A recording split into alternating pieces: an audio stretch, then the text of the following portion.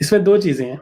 एक तो है कि आपने एक पीएचडी की एक स्पेसिफिक फील्ड के अंदर उसके क्या कैरियर आउटकम्स हैं आफ्टर दैट, राइट।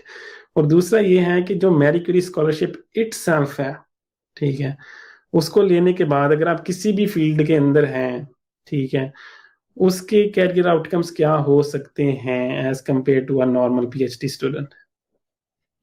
यार I think I will give you my experience कि यार मैरी क्यूरी के दौरान जो है ना, I was always worried about what's gonna happen after this. ठीक है।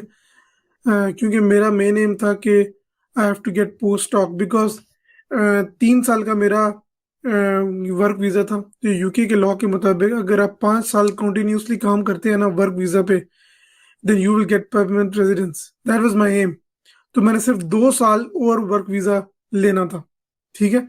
As compare to normal student, अगर आपने, आपको तो वर्क वीज़ा मिलेगा ही नहीं शुरू में, पहली बात।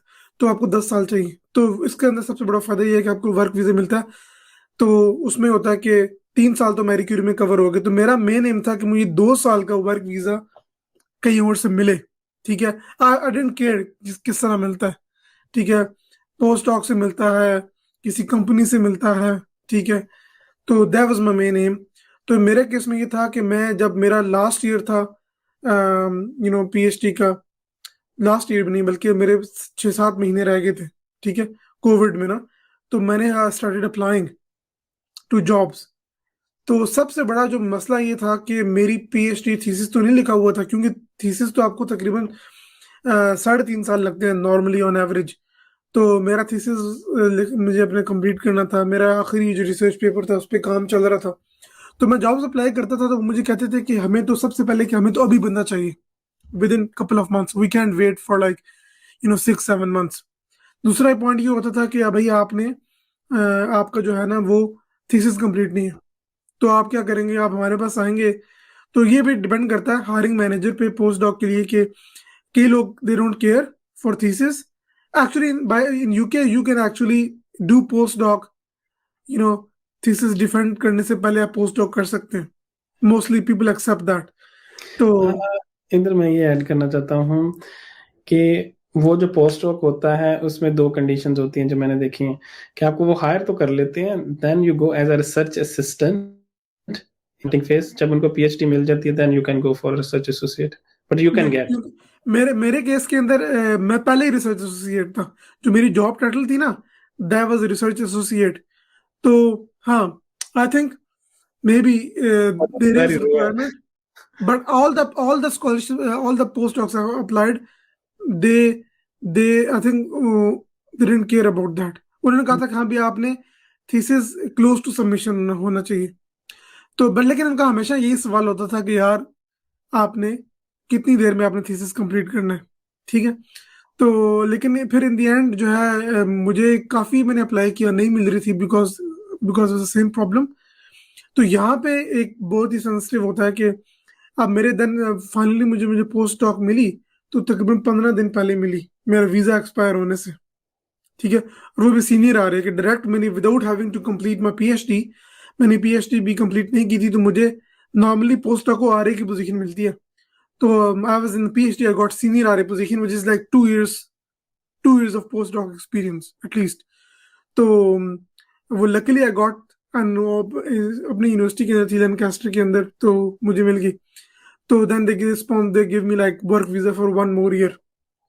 तो यहाँ पे पॉइंट ये है कि मैरी क्यूरी के अंदर आपको 3 साल का वर्क वीजा मिलेगा, और कोई गारंटी नहीं है आपको कि आपको पोस्ट डॉक मिलेगी या नहीं मिलेगी। आई हैड अ कोलीग कि she didn't get the post doc, all 3 years gone to waste when you count like you know permanent residence। तो ये चीजें हैं कि आपको सिंपली पोस्ट डॉक ढूंढनी है। अगर आप एकेडेमिया में जा रहे हैं या यूनिवर्सिटी में जा रहे हैं, तो आपको एक वर्क वीजा ढूंढना है। तो कोई गारंटी नहीं है। यू हैव टू अप्लाई, और they will evaluate your application based on your skills। And I mean of course they will say कि यार ये अच्छा है कि this person is a Marie Curie, this person थोड़ा इसके में कुछ like maybe has some advantage. but ultimately it depends on your skills and how close you are, how relevant you are with that field that you're applying for.